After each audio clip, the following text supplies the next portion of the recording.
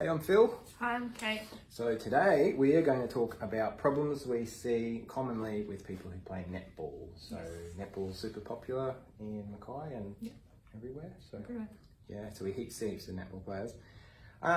We'll start with the ends, which is the toes. So we see toe problems in netball, mainly due to the nature of netball, how you're sort of twisting around. And so what kind of problems have you seen with netball players, Kate? Yeah, I've seen ingrown toenails, bruised, falling off toenails, anything that can go wrong. And that's the nature of netball, a lot of twisting, a lot of moving, the toes slam into the ends. So checking the shoe sizes, I guess that's a really important thing, and making sure that it's well laced. So if the shoe's well laced up around the ankle, so it's not, the foot's not sliding around and moving around. Very important. Now blisters can be an issue as well with netball. So making sure that the size is correct, and also for certain foot types, we'll see a lot of movement in the foot or a lot of pressure in certain areas can cause blistering. So sometimes orthotic therapy can be really helpful for that. Now there's other injuries we see. So we call these more musculoskeletal injuries. So injuries to bones, joints, tendons. So netball's pretty notorious for those kind of injuries as well. So what would be the top ones that you would see with netball, Kate? Probably number one would be ankle sprains.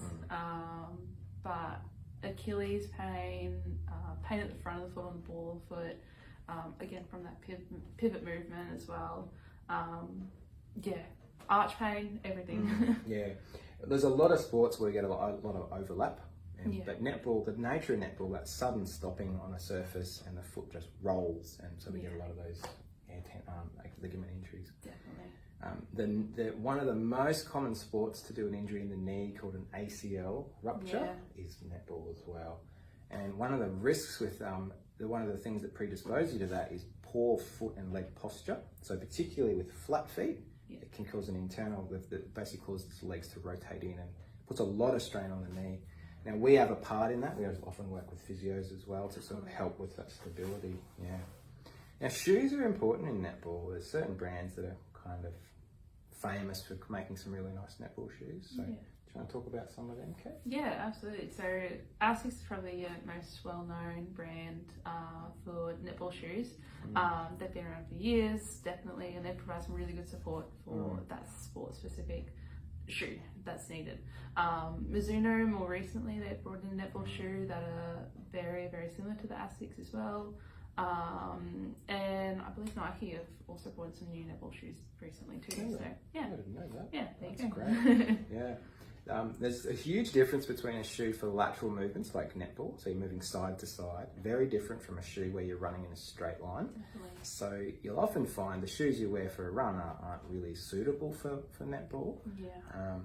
An example is this image here. So this is actually a bit of Mizuno information. So this here is a running shoe. You can see how the foot is popping off the side there. Whereas with this netball shoe, you've got a lot more stability. This person's going to sprain their ankle. This person probably won't. The difference in the design is just a bit more stability and robustness in the upper and the midsole.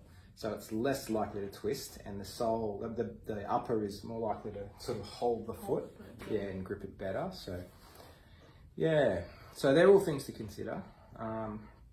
Now, if you have an injury on the list of things we've talked about, come and see us. We'd love to help.